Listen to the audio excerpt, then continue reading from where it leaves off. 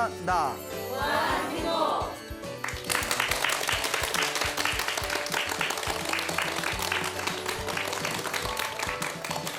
예, 만나서 반갑습니다. 예, 광우 스님이라고 합니다. 저희 소나무 프로그램이 오랫동안 진행되었지 않습니까? 네. 그래서 의외로 팬들이 많으세요. 예, 그래서 소나무가 팬들이 많은데 뭐 볼펜, 샤프펜 죄송합니다. 그래서 가끔 제가 이제 화계사에 있는데 현재 화계사에 이렇게 가끔씩 이제 방송 보시고 팬분들이 이렇게 찾아오시고는 합니다. 그 중에 어느 노보살님이 계시는데 엄청난 소나무 광팬이시래요. 그래서 이 노보살님이 이렇게 이제 지팡이를 짚고 그 화계사 이제 산에까지 찾아오셨는데 처음에 부산에서 오셨다고 해서 깜짝 놀래가지고 내려가 보니까 아, 집이 여기예요 이러시더라고요. 아, 왜 부산에서 오셨다고 했어요 했더니 저기 안 만나줄 것 같아서 부산에서 왔다고 해야 예? 그래서 멀리서 오면 만나주실까 봐 그래서 거짓말을 했다 해가지고 아니 내가 뭘 대단한 사람이라고 내가 안 만나드리겠냐 뭐 내가 연예인인가 그렇잖아요. 그래서 아 여하튼 잘 오셨다고 이렇게 또 이렇게 모셔가지고 뭐 차도 한잔 하고 했는데 요 노보살님께서 소나무 굉장한 팬이시라고 하는데 그 평생 동안 관세음보살 기도를 하셨대요. 평생 동안 관세음보살 기도를 하셨는데 그래서 관세음보살님 가피도 많이 받으셨답니다. 그래서 관세음보살님 가피도 많이 받으셨는데 제가 이렇게 대화하다가 나중에 혹시 법문에 제가 또 좀 인용을 하게 뭐 관세음보살님 가피 받은 재미난 이야기 있으면 좀 하나만 해주세요 부탁을 드렸더니 아이고 자기가 이제 좀 썰을 필 테니까 들어보셔요 스님 뭐 이러면서 이게 구수하게 재미난 이야기를 해주시더라고요. 당신이 실제로 겪은 일이라고 하세요. 그분이 그러니까 한 몇십 년 전이죠. 몇십 년 전에 이분께서 이제 30대에 그 남편이 이제 일찍 여의시게 됩니다. 그 남편이 그 당시에 이제 치과 의사셨대요. 몇십 년 전에 치과 의사면 엘리트잖아요, 엘리트. 예.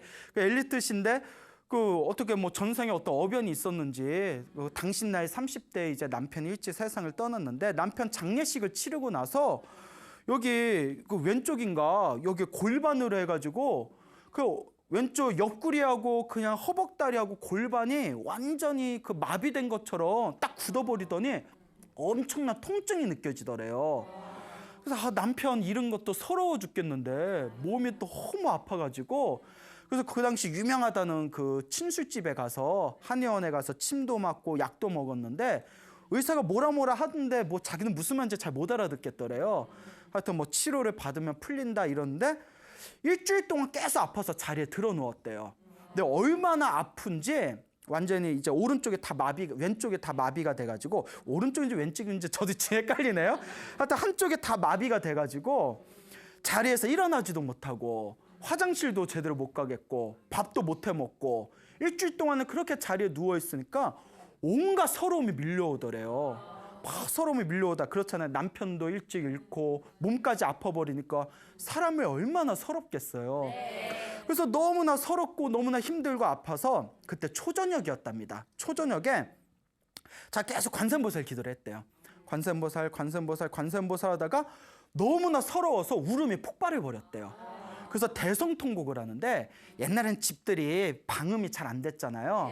그 남편 일찍 잃은 젊은 여인네가 그 해가 졌는데 엉엉 울고 있으면 이웃 사람들이 흉볼까 봐 그때 더운 날에 이불을 푹 뒤집어 쓰고 팔에다가 이를 악물고 엉엉 울면서 대성통곡을 하면서 이불 뒤집어 쓰고 울음소리가 밖에 안 나가게 관세음보살 외치면서 막 울부짖으셨대요.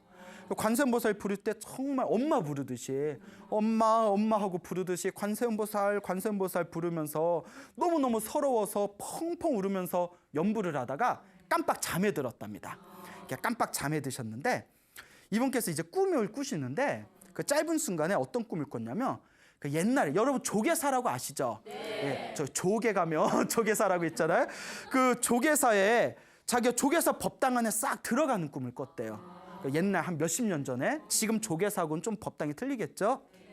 옛날 그 조계사의 큰 대웅전에 자기가 싹 들어갔는데 조계사 대웅전에 신도들이 꽉 차가지고 열심히 기도를 하고 있고 그 신도들 가운데 웬 키가 조그만 비구니 스님이 회초리를 들고 회초리를 막 휘두르면서 지나다니시더래요.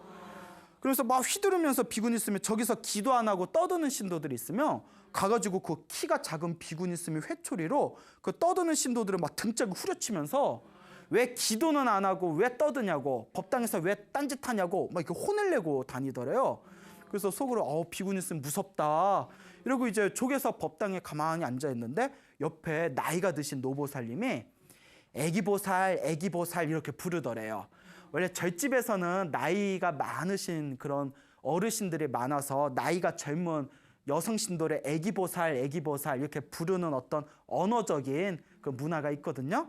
그 자기가 그때 30대였으니까 애기보살 애기보살 불러서 이렇게 쳐다보니까 아이고 법당에 왔으면 부처님한테 초나 향이라도 좀 올리지 왜 안 올리고 가만히 있냐 이러니까 그거 꿈속이잖아요.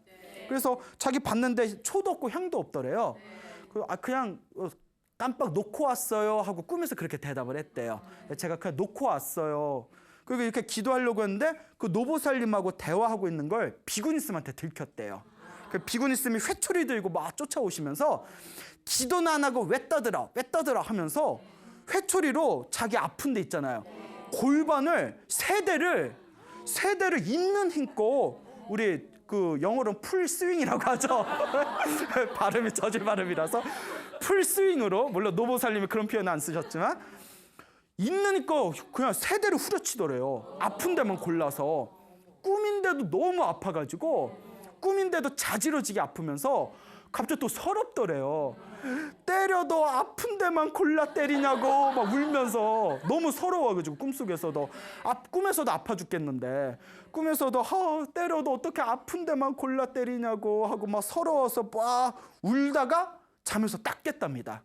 잠에서 딱 깼는데 이불을 푹 눌러서 뒤집어 쓴 채 막 눈물을 흘려가지고 막 눈물 콧물이 얼굴에 범벅이 되고 땀 범벅이 돼서 자리에서 이렇게 이제 일어났대요. 근데 꿈이 범상치가 않더래요. 그리고 꿈에서 그 세대 맞은 자리가 얼얼하시더래요. 실제로 맞은 것처럼 얼얼한데 순간 몽중가피가 생각나더랍니다. 몽중가피가 기도를 열심히 하며 꿈에 불보살님이 나타나셔서 이렇게 가피를 은혜를 주시는 것을 몽중가피라고 해요. 꿈몽자를 써서. 그래서 그때 딱 확신이 드셨대요. 이게 스님들이 말하는 몽중가피인가 보다. 꿈에서 내가 이렇게 몸이 아픈 거는 내가 업장인데 꿈에서 내 업장을 후려쳐 주신 거다. 딱 그런 확신이 들었는데 아니나 다를까 그렇게 아프던 게 하루가 지나니까 통증이 사라지고 통증이 싹 사라졌대요. 귀신같이. 이틀이 지나니까 마비가 풀리고 딱 그 꿈을 꾸고 사흘째 되는 날 완전히 정상으로 돌아왔대요. 믿습니까 여러분? 믿습니까? 그 보살님께서 저한테 직접 해주신 얘기예요. 제가 이 이야기를 듣고 저도 너무 막 환희심이 들어가지고 정말 이 염불과 기도의 힘은 무시할 수가 없구나. 그래서 그 노보살님이 자기가 겪은 여러 가지 그 경험 중에 또 가장 기억나는 그런 몽중가피였다. 또 이런 말씀을 해주셨습니다. 정말 너무나 신비롭지 않습니까? 그래서 이런 이야기가 우리 주변의 많은 불자분들, 기도를 열심히 하시는 불자분들은 다 이렇게 자신만의 가피를 받은 이야기들이 있습니다. 그러니까 기도를 시작하시는 분들은 물론 우리가 그런 어떤 신비한 기적을 바라서 기도하면 절대 안 됩니다. 그런 것도 집착이 되기 때문에 기도의 진정한 의미는 내 업장을 소멸하고 내 선업을 증장시키고 그리고 제일 중요한 거는 내 마음을 편안하게 다스리기 위해서 기도를 하는 거지 그런 신비한 기적을 바라는 것이 기도의 본질은 아니지만 열심히 기도하다 보면 내가 바라지 않아도 그렇게 은은한 불보살님의 가피를 몸으로 체험할 때가 있습니다. 그러니까 여러분들도 힘들고 답답할 때 너무나 원망하는 마음을 갖지 마시고 이 모든 게 내 업본가 보다 생각하시고 한번 열심히 기도를 해보시기 바랍니다.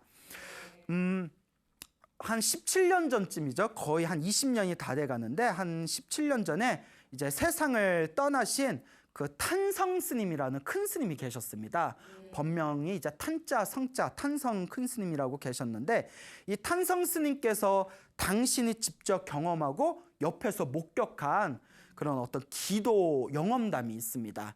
그래서 신도분들한테 이제 자주 법문하신 내용인데 굉장히 내용이 재밌기 때문에 오늘 제가 또 이 이야기를 한번 소개해 드릴까 합니다. 이 탄성 스님께서 젊었을 적에 이제 6.25 한국전쟁이 터집니다. 그래서 공산당한테 이제 붙잡히시게 되셨어요. 공산당한테 붙잡혔는데 이분이 그때 계룡산 밑에 그 계룡산 밑에 계룡면이라고 있었나 봐요. 계룡면 면소재지, 그러니까 지금 아마 면사무소 정도 되겠죠. 거기에 이제 끌려가지고 골방이 이제 잡혔대요. 그 골방이 이제 30명 정도가 붙잡혔답니다. 그 30명이 이제 붙잡혀서 골방에서 5일 동안 거기에서 대기 시간을 이제 가지게 되었는데 공산당한테 잡히니까 막 밖에서 총소리 나고 하니까 이 탄성 스님께서 마음에서 막 두려움이 일어나시더래요. 아, 이거 괜히 끌려가서 이거 총살당하는 건 아닌가. 그래서 마음속으로 5일 동안 하염없이 관세음보살을 불렀답니다. 사람이 답답하고 괴로우면 무언가 의지하고 싶은 마음이 들지 않습니까? 그래서 관세음보살 5일 동안에 계속 자나깨나 관세음보살을 불렀는데 5일이 지난 뒤에 그 면 소재지의 담당자가 이렇게 탄성스님을 부르더니 절로 돌아가 보소 하고 이렇게 보내더래요. 그래서 이게 웬 떡이냐 해도 보내주니까 아이고 하고 뒤도 안 돌아보고 절로 왔는데 나중에 알고 봤더니 어느 스님께서 그 자기가 갇혀있는 면 소재지에 가가지고 그 스님께서 사정을 했답니다. 저분은 어렸을 때부터 스님이었고 아무것도 모르는 분인데 절대 뭐 국군하고 연관이 있지 않다. 제발 풀어달라 사정을 하니까 원래는 그런 얘기해도 잘 안 풀어줬는데 알겠다고 데려가라고 하고 이제 풀어준 거라고 합니다. 그때 탄성 스님께서 이렇게 풀려나고 나서 바로 그 다음 날 6일째 되는 날 그 30명 같이 있던 30명을 그 차에다 태워가지고 공주 있죠. 그 계룡산 옆에 또 공주까지 가가지고 공주에서 30명을 모두 총살을 시켰답니다. 탄성 스님이 그 얘기를 딱 듣는 순간 온몸에 축축하게 땀이 젖어가지고 하루만 늦었어도 어떻게 될 뻔했다? 하루만 늦었어도 나도 공주에 끌려가가지고 총살당할 뻔했구나. 그 온몸에 소름이 쫙 돋았대요. 그래서 내가 그 하루를 남겨놓고 5일 만에 그래도 이렇게 그냥 무사하게 방명된 것은 내가 5일 동안 열심히 관세음보살을 외워가지고 관세음보살님이 도와주신 건가 보다 이런 이제 생각을 일으키셨다고 합니다. 근데 더 기적 같은 것은 그때 공주에 가서 끌려간 그 총살당한 30명 중에 한 명이 기적같이 살아났대요. 그 한 명이 기적같이 살아났는데 이 이야기가 뭐냐면 그 계룡산에 갑사라는 절이 있습니다. 가보셨어요? 갑사? 예, 갑사라고 있는데 그 갑사 아주 유명한 절이에요. 인터넷 한번 찾아보세요. 예, 한번 찾아가 보시면 더 좋고 그 갑사라는 절에 대처 스님이 한 분 있었대요. 대처승은 결혼을 한 스님을 대처승이라고 합니다. 어떻게 된 거냐면 그 일제시대 때 일본 그 이제 그 조선 그 총독회에서 우리 한국 불교를 종교적으로도 탄압을 합니다. 그 탄압하는 과정에서 스님들한테 이제 억지로 일본 불교는 결혼을 하시는 스님들이 많거든요. 그래서 한국 불교의 스님들한테 억지로 결혼을 시킨 그런 사건들이 펼쳐집니다. 그래서 그때 탄압을 받으시고 결혼을 하셨던 스님들이 이제 대처승이라고 해서 이제 부인을 데리고 있는 스님을 대처승이라고 합니다. 그 갑사에 대처스님이 계셨는데 이 대처승 밑에 아들이 있었대요.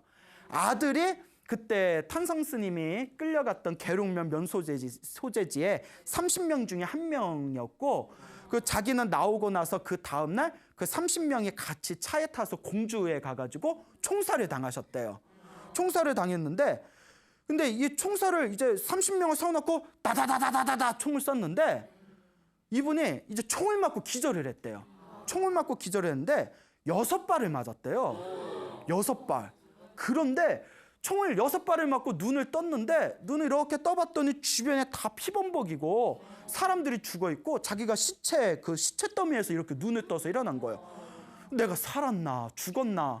그래서 이 몸을 봤는데 몸에 다 피범벅이잖아요. 자세히 봤더니 6발이 다 살갗만 스쳐갔더래요.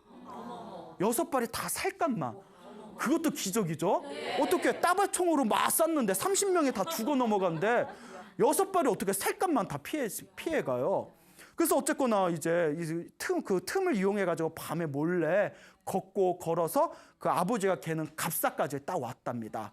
그래서 갑사에 딱 와봤더니 아버지가 아들이 끌려가니까 5일 동안 잠을 자지 않고 법당에서 관세음보살을 불렀다는 거예요. 관세음보살님, 우리 아들 좀 제발 좀 살려주십시오. 관세음보살님, 관세음보살님. 5일 동안 계속 기도를 하다가 이제 6일째 되는 날 공주에서 이제 총살을 당하고는, 그 총살을 당한 30명 중에서 그 대처 스님의 아들 하나만 기적같이 살아가지고 그 갑사절의 아버지를 만나러 온 겁니다. 이것을 탄상스님이 옆에서 다 목격하신 거래요. 담신도 감탄하면서 생각해 보세요. 어떻게 6발이 다다다다다 맞았는데 그게 다 이렇게 다 피해갔겠어요.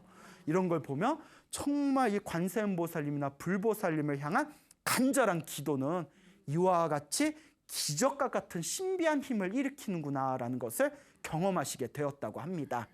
그 탄성스님이 또 이야기를 하나 더 해주셨는데, 그 30명 중에 대학생이 한 명 있었답니다.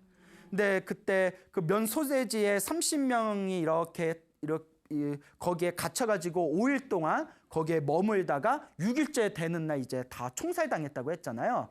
근데 탄성스님은 5일째 되는 그 총살당하기 전날에 방면이 됐고, 그 30명 중에 대학생이 있었는데 대학생은 들어와서 얼마 안 돼가지고 갑자기 어머님이 돌아가셨다라는 그 부음장이 나온 거예요. 그러니까 공상당인데 지들도 양심은 있었는지 엄마가 죽었다니까 너 그 집에 가봐 하고 풀어줬대요. 집에 하고 가서 풀어줬는데 그 대학생이 어머니가 돌아가셨다니까 황급하게 집에 왔더니 집에 가보니까 어머니가 관세음 하염없이 우리 아들 좀 살려달라고 관세음보살 부르면서 숨을 거두셨다는 거예요. 그러니까 어머니의 영혼이 아들을 살렸다는 이야기인데, 더 놀라운 게 일단 아들이 2명이 있었는데 첫째 아들은 그 대전교도소에 공상당에 수감이 되어 있는 상황이었고, 둘째 아들 대학생은 그 면소재지에 그 30명 사이에 그 틈 속에서 같이 방에 갇혀 있는 상황이었다고 합니다. 근데 이 어머님께서 계룡산에 신원사라는 절이 있어요. 신원사 절에 있는 신도분이었는데, 신원사에서 그냥 우리 아들 좀 제발 살려주십시오 하고 기도하다가 숨을 거두셨는데, 어머니가 돌아가셨다는 이야기를 듣고 그 면소재지에 있는 그 아들은 엄마한테 가보라고 장례식이나 치르라고 풀어줬답니다. 그런 거 보면 그 공상당들도 일말의 양심은 있었나 봐요. 그리고 첫째 아들이 대전교도소에 gat혀 있었다고 했잖아요. 어머니가 죽은 그날 꿈을 꿨는데 엄마가 꿈속에서 나타나더니 내일 네가 바깥에 나올 일이 있을 것이다. 바깥에 나오면 뒤도 돌아보지 말고 도망가라. 달려서 도망가라 라는 꿈을 딱 꿨답니다. 내가 이런 꿈을 왜 꾸지 하고 이제 대전교도소에 갇혀있던 그 첫째 아들이 딱 일어나가지고 이렇게 이제 감옥에 있는데 다들 앞마당에 모이라고 그렇게 이제 이야기가 들려가지고 이제 사람들과 같이 앞마당에 딱 나가는 순간 어머니 생각이 나더래요. 엄마가 오늘 꿈에 밖에 나갈 일이 있을 텐데 뒤도 돌아보지 말고 도망가랬지. 그래서 에라이 모르겠다고 앞마당에 나오면서 뒤도 돌아보지 않고 막 달려갔대요. 근데 보통 같으면 뒤에서 총도 쏘고 잡으러 올 텐데 아무도 신경을 안 쓰더래요. 그리고 귀신같이 대전에서 달려서 어머니가 있는 신원사에 딱 와봤더니 어머니가 이제 돌아가셔서 장례식을 다 치른 상황이었던 거예요. 그래서 꿈에 나타난 날을 짚어봤더니 어머니가 돌아가셨던 그날에 밤에 어머니가 나타나서 네가 교도소에서 밖에 나올 일이 있을 테니까 뒤도 돌아보지 말고 도망가라 라는 그런 꿈을 꾸게 되었다는 것을 딱 이렇게 짚히게 된 거죠. 그래서 탄성스님께서 이 이야기를 하시면서 돌아가신 어머니가 2 아들을 살린 것이다. 그래서 기도하면서 우리 아들 좀 살려주십시오 간절하게 기도하면서 이제 이 세상을 떠나시면서 부음장에 이제 부음하셨다, 세상을 떠나셨다라는 소식 때문에 이제 둘째 아들은 이제 그 면소재지에서 이렇게 방면해주고, 그 대전교도소에 있던 그 첫째 아들은 그 영혼이 꿈속에 나타나서 그렇게 탈출할 수 있도록 도와준 것이 아니겠냐. 이와 같이 우리 중생들 세계에서 기도의 힘은 정말 이해할 수 없는 불가해한, 정말 불가사의한 이런 신비한 기적을 일으킨다라는 이런 탄성스님의 관세음보살 법문이 평소에 당신 살아있을 적에 불자들한테 자주 이야기를 하셨다고 합니다. 그러니까 우리가 뭐 그런 상황에 처해서는 안 되겠지만 살다 보면 좀 힘들고 괴롭거나 답답한 일을 겪을 수 있지 않습니까?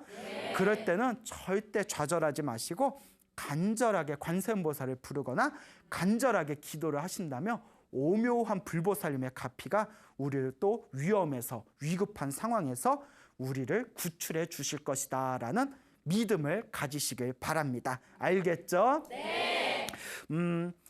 이제 아까 금방 탄성스님이 6.25 때 그 공산당에 잡혔던, 공산군에 잡혔던 이야기를 들었는데 그 당시에 또 어느 스님께서 실제로 경험하신 체험담이라고 합니다.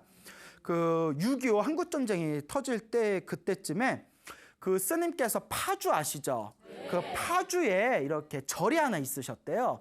파주에서 살고 있는 스님이었는데 파주면 북쪽하고 굉장히 가깝지 않습니까? 그 파주에 계시다가 그때 가평 쪽에 그 훨씬 밑에 가평에 어느 청우사라는 절이 있었답니다. 청우사라는 절에 무슨 불공을 좀 올려달라는 청을 받아서 그렇게 가평의 청우사에 들렸다가 거기서 불공을 올리고 뭐 그 다음 날이나 그 다다음 날 여하튼 파주에 있는 당신 절로 올라가는데 파주에 다다르기도 전에 보따리를 짊어진 사람들이 막 밑으로 내려오더래요. 왜 그러냐 했더니 지금 북쪽에서 전쟁이 나가지고 공산당들이 막 밀려오고 있다고. 그 얘기를 듣고 야 이거 큰일 나겠다 싶어서 피난민들에 휩쓸려가지고 서울까지 내려오셨답니다. 그래서 서울에 요 안국동에 가면 선악원이라는 절이 있대요. 뭐 가보셨나요? 예, 그래요. 예, 그 안국동에 뭐 안 가봐도 뭐 상관은 없는데 안국동에 선악원이라는 유서가 깊은 절이 있거든요. 그 선악원에 일단 잠시 몸을 의탁했답니다. 그래서 이렇게 선악원에 갔을 때 거기 스님들 여러분이 계셨고 거기 또 춘성 스님이라는 큰 스님이 계셨어요. 춘성 스님 잘 모르시죠? 예, 그 우리 한국 불교에 또 손꼽히는 큰 스님 중에 저 춘성 스님이라는 분이 계셨는데 이 춘성 스님도 선악원에 딱 이렇게 계시고 그래서 잠시 선악원에 이제 피난민으로 내려와서 그 스님께서 선악원에서 잠시 몸을 의탁했는데 그 다음날에 6월 27일인가 하여튼 이렇게 인왕상에 올라가서 지금 상황이 어떤가 하고 이제 산꼭대기에서 주변을 봤더니 그때 비행기가 윙 하고 날아가고 뭐 폭탄 터지고 그때 한강다리가 무너진 걸 당신 눈으로 보셨대요. 인왕상에서 막 피난민들 막 그 다리 건너려고 하는데 한강다리가 꽝 하고 터지는 걸 두 눈으로 보시고 그것도 참 사람들이 피난 가는데 다리 끊는 것도 참 그렇죠. 예, 참 전쟁이라는 게 참혹해요. 그거 보고 충격을 받으셔서 야 이거 난리 났다 싶어가지고 다시 선악원 절로 산에서 내려와서 선악원에 가서 충성 스님하고 같이 있는 스님들한테 서울도 안전하지 못하다. 지금 빨리 우리 다른 데로 도망가자. 야 다리가 끊겼는데 어떡하냐. 그러면 저기 경기도 광주에 저기 비구니들 절이 있으니까 거기에 산속에 있는 절이니까 글로 일단 도망을 가자.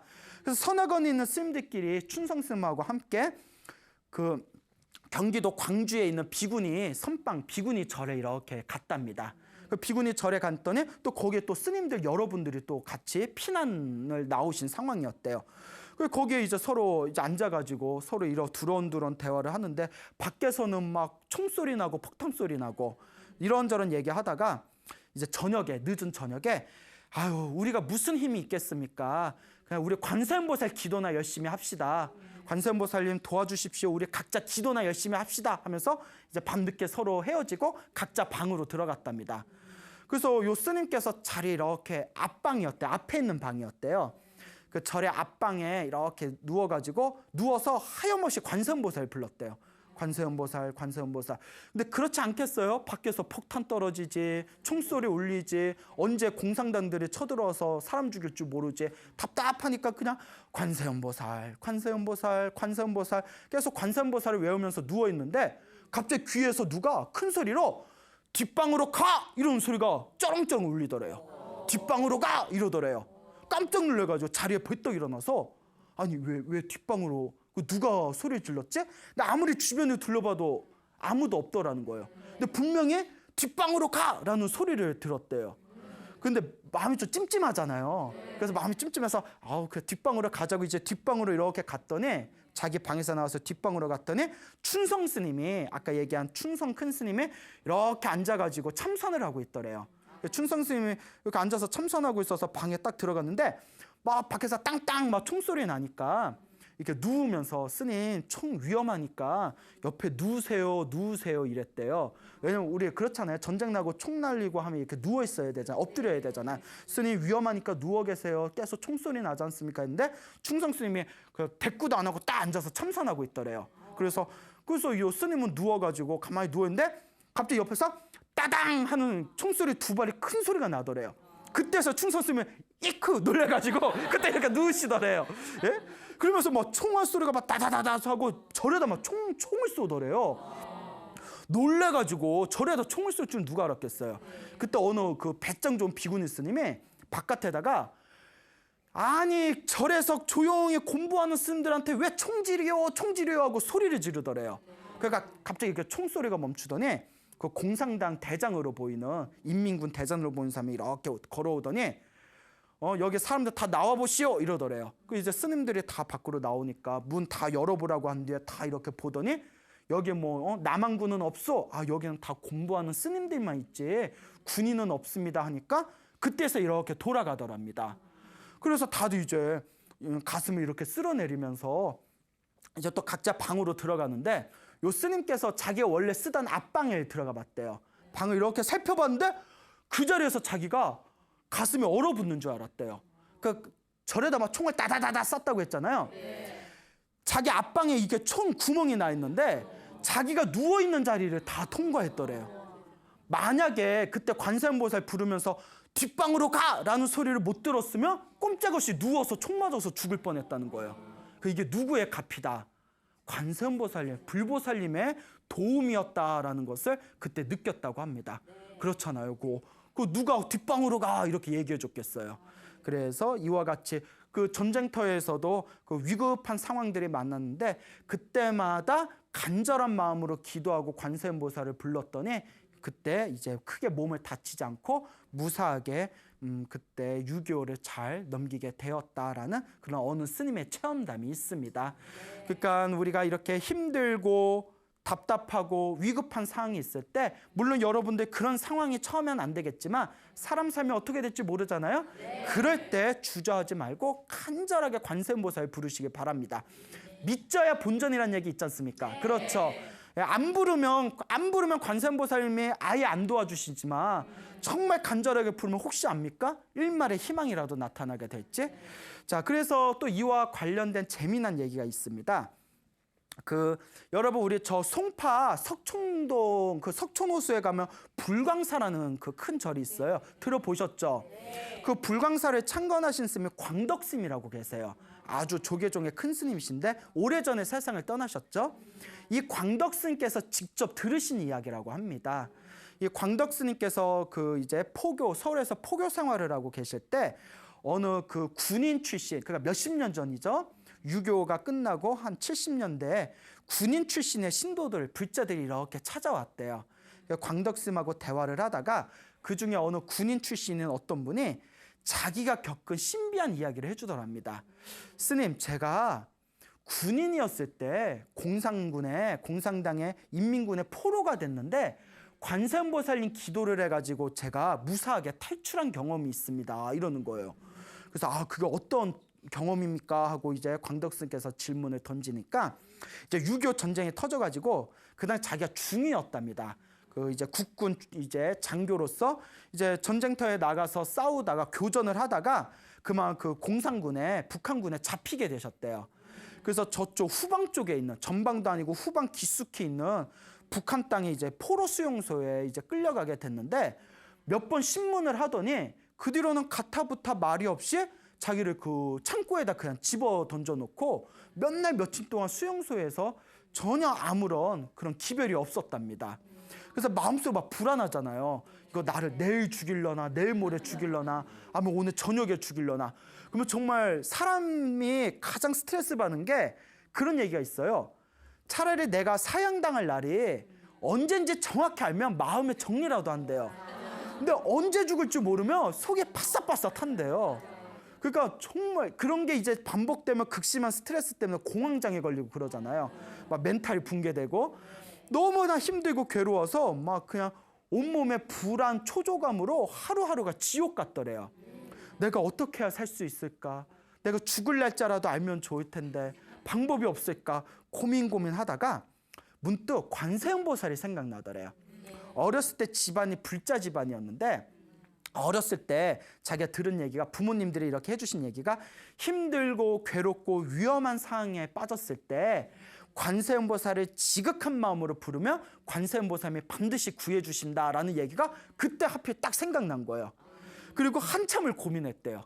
효과가 있을까 없을까, 될까 말까, 할까 말까 엄청나게 고민을 했대요. 그 사람도 이제 평소에 절에 안 다녔던 사람이었기 때문에 아유, 관세음보살 부른다고 무슨 효과가 있겠어? 그래서 부를까 말까 고민하다가 사람이 너무나 극심한 고통과 어떤 절벽에 부딪히게 되면 무언가 막 의지하고 싶은 마음이 들지 않습니까? 네. 그래서 간절하게 관세음보살 불렀대요. 아침에 눈 뜨면 저녁에 잠들 때까지 오로지 관세음보살만 불렀대요. 제발 살려주십시오. 그런데 우리가 몸 편하고 마음 편안할 때 기도하면 사실 기도 집중이 잘 안 돼요. 네, 경험 있나 보네요. 네? 네. 세워라 내워라 관세음보살 세워라 내워라 이렇게 되는데 정말 위급하고 다급할 때는 사람이 집중이 엄청 잘 됩니다. 막 그냥 관세음보살 오로지 관세음보살뿐이 생각이 안 나요. 계속 몇 날 며칠을 관세음보살을 하염없이 불렀는데 문제가 뭐냐면 여러분들 기도 많이 해보신 분들 경험이 있겠지만 기도를 열심히 하면 당장 일이 잘 풀리냐 안 풀리냐를 떠나서 일단 마음이 편안해져요. 예, 기도해 보셨나 보네요. 예, 자, 기도를 하면 마음이 편안해진 게 있습니다. 그러니까 이 사람이 관세음보살을 몇 날 며칠 열심히 불렀더니 일단 불안감과 초조함이 사라지면서 마음이 편안해지고 숨통이 트여서 좋았대요. 일단 마음이 편안해져서 그때부터는 편안한 마음으로 그냥 감사한 마음으로 관세음보살을 몇 날 며칠을 불렀는데 어느 날 그 북한군 장교가 찾아왔대요. 북한군 장교가 딱 찾아오더니 그 국군 저기 포로한테 내가 가만히 당신을 지켜봤어 이러면서 당신 불교 신자지 이러더래요. 불교 신자지. 그러니까 원래 공산당들은 종교를 안 믿잖아요. 막 부르주아 어쩌고저쩌고 해가지고 그래서 뭐 대답을 못하고 막 머뭇머뭇거렸대요. 난 다 알고 있어 뭐 이러면서 내 며칠 후에 다시 찾아오겠어 이러면서 또 이렇게 가버리더래요. 그래서 뭐야 뭐 이러고 있는데 그런데 이제 또 며칠 후에 그 공산당 장교가 또 찾아와서 서로 이제 말을 트게 됐대요. 이 얘기 저 얘기 하면서 이제 서로 친해지게 됐는데 알고 봤더니 자기가 당시 불교 신자지 하고 알아챈 공산당 그 장교가 집안이 오랫동안 불자 집안이었다는 거예요. 그러니까 그 국군 포로가 맨날 뭐 중얼중얼 관세음보살 하니까 불자구나 하고 이제 뚫어본 거죠. 그리고 자기도 불교 신자다 하면서 나중에 속마음을 털어놓더랍니다. 실은 우리 집안 사람들 다들 월남했다. 가족들이 다 월남했고 내가 지금 북한군 장교지만 요 북한은 아닌 것 같다. 이거는 옳지 못하다. 어차피 가족들도 월남했으니 사실 나도 월남 계획이 있다. 내가 당신을 몰래 풀어줄 테니까 우리 같이 월남하자. 그 사람 또 국군 장교니까 또 자기하고 같이 월남하면 또 이렇게 또 대우를 받을 수 있지 않을까요? 그러니까 이런 대화를 다 한 뒤에 몇 날 며칠 내가 도와주겠다 해가지고 그 약속한 날짜가 되었을 때 북한군 옷을 가져왔대요. 북한군 옷을 가져와서 그 포로 수용소 옷 벗고 빨리 이걸로 갈아입으라고. 그래서 북한군 장교가 가져온 북한군 옷을 입고 몰래 이제 탈출을 해서 그 전망까지 가가지고 국군에 그 북한군 장교는 귀순을 하고 자기는 그렇게 무사히 탈출을 하게 되었다라는 이야기를 광덕스님한테 이야기를 했답니다. 그리고 이와 같은 어떻게 보면 기적이잖아요. 그때 만약에 관세음보살 안 부르고 나 언제 죽어, 나 죽기 싫어, 언제 죽어 하면 그 사람하고 어떻게 만날 인연이 있었겠습니까? 계속 관세음보살 부르니까 그 불자였던 북한군 장교도 딱 알아채고 저렇게 불자면 내가 마음을 내가 믿고 의지하고 내가 그 귀순 계획을 털어놔도 되겠다라고 서로 인연이 딱 합치된 것이다. 이렇게 생각해 볼 수가 있겠죠. 그래서 이분께서 광덕스님한테 하는 이야기가 그 뒤로도 자기가 또 전쟁 중에 또 포로로 끌려가게 됐대요. 또 붙잡혀서. 참 팔자도 드세요. 포로로 끌려갈 때는 차에 타서 포로 수용소로 끌려갈 때도 그냥 큰 소리로 관세음보살 불렀답니다. 관세음보살, 관세음보살 큰 소리를 부르다가 거기서도 기적같이 탈출을 했답니다. 기적같이 탈출하고 그 뒤에 무슨 위급한 상황이 있을 때마다 간절하게 관세음보살을 부를 때마다 반드시 자기가 효과를 보았답니다. 그러면서 이분께서 광덕스님한테 스님, 제가 불교는 잘 모르지만 관세음보살은 100% 믿습니다. 이것은 제가 경험한 것입니다. 제가 체험한 것입니다. 그래서 제가 불교는 잘 모르지만 관세음보살을 100% 믿고 지금도 열심히 관세음보살님을 믿고 의지하고 있습니다. 라는 이야기가 광덕스님 그렇게 이제 법어의 법문집에 나옵니다. 그러니까 거듭 말씀드리지만 우리 상황에 우리가 살아가면서 일어나는 모든 힘든 상황에 처했을 때 여러분 절대 슬퍼하거나 서러워하거나 좌절하지 마시고 한결같은 마음으로 부처님을 부르고 보살님을 부르고 간절한 마음으로 기도를 한다면 여러분들 삶에 분명히 은은한 가피가 있을 거라고 굳게 믿으시기 바랍니다. 알겠죠? 네. 그리고 이제 마지막으로 또 이와 비슷한 이야기를 하나 더 해드리겠습니다.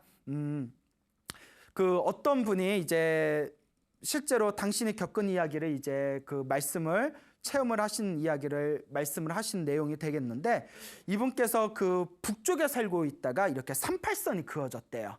38선이 싹 그어져 가지고 이 북쪽에 이제 그 살고 있다 보니까 너무나 억압이 심해서 아 내가 요 북쪽에 있어서는 안 되겠다. 지금이라도 남쪽으로 내가 탈출을 해야 되겠다. 근데 이때 이미 38선이 그어져 있고 막 북쪽에 이제 초소가 있고 해가지고 탈출하기가 힘든 상황이었답니다. 그래서 자기가 가지고 있는 재산을 다 처분해가지고 그 이제 브로커라고 하죠. 예, 그래서 안내꾼을 하나 소개를 받아서 탈출 계획을 이제 세우게 됩니다. 그래서 이분께서 원래 또 독실한 불자였다고 합니다. 그래서 탈출 계획을 세우면서 간절하게 기도를 했대요. 관세음보살님 제발 무사히 탈출할 수 있도록 제발 도와주십시오.